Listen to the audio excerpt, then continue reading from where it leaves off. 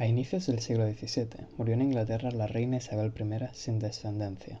Para seguir teniendo una monarquía, los ingleses decidieron adoptar a la dinastía escocesa de los Estuardo y a Jacobo I como rey.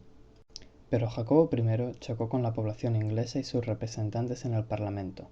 El rey defendía el derecho divino y no dejaba regular al Parlamento sus impuestos. Aun así, la diferencia más marcada era que el rey era católico, mientras que la plebe era anglicana. Sin embargo, Jacobo I terminó su reinado sin muchos problemas. Fue al subir su hijo al trono, Carlos I, que las diferencias se acentuaron. Carlos I llegó a disolver el Parlamento durante 11 años, pero ante las dificultades económicas derivadas de una guerra, lo tuvo que convocar de nuevo.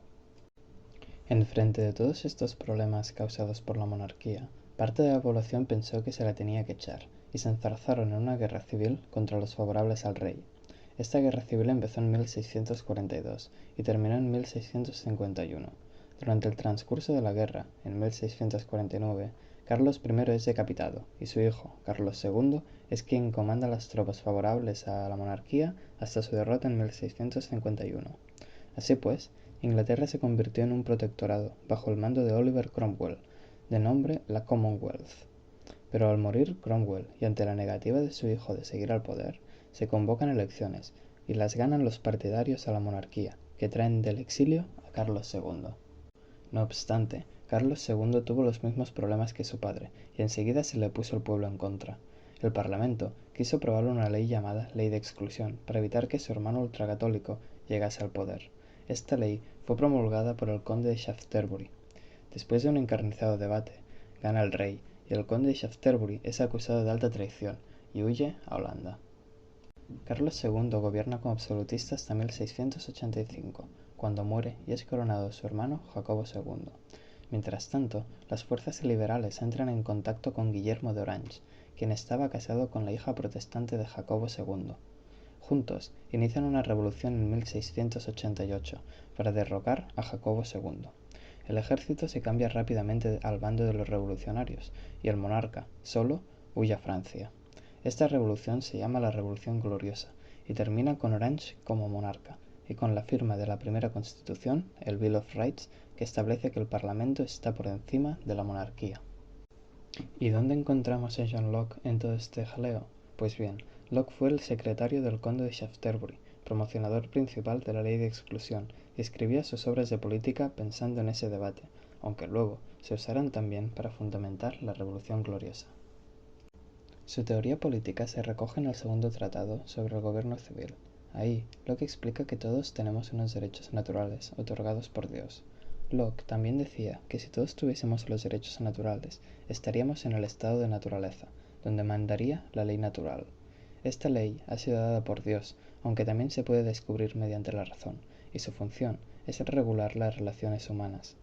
La ley natural dicta que se debe respetar la vida, la salud, la libertad y las posesiones, y otorga la capacidad de castigar a quien no cumpla la ley.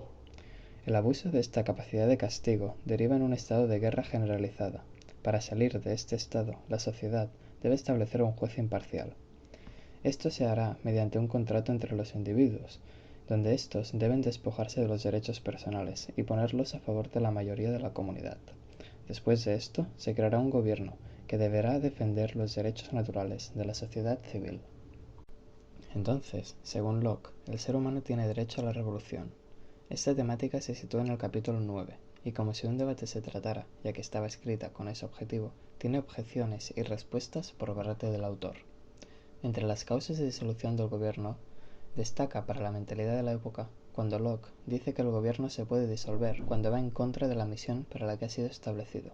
Es decir, si el gobierno no respeta el derecho del pueblo a la vida, a la salud, a la libertad o a las posesiones, este pierde todo su sentido, ya que se había establecido para evitar precisamente la violación de estos derechos y, por consiguiente, pierde su autoridad. Así pues, según Locke, el hombre puede acogerse al único refugio que le ha dado Dios para luchar contra esta situación, la violencia, y rebelarse contra el poder.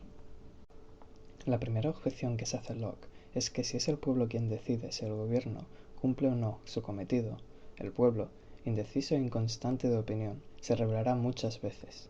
A esto, nuestro filósofo responde empíricamente, diciendo que la historia demuestra que no es así. La siguiente objeción es que si argumentar a favor de una revolución es incitar a ella.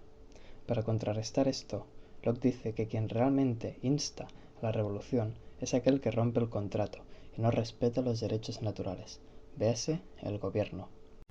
Esta manera de pensar y la justificación razonada del derecho del pueblo a rebelarse en una Europa de reyes absolutistas y abusos por parte del poder supuso un antes y un después en la mentalidad de la población.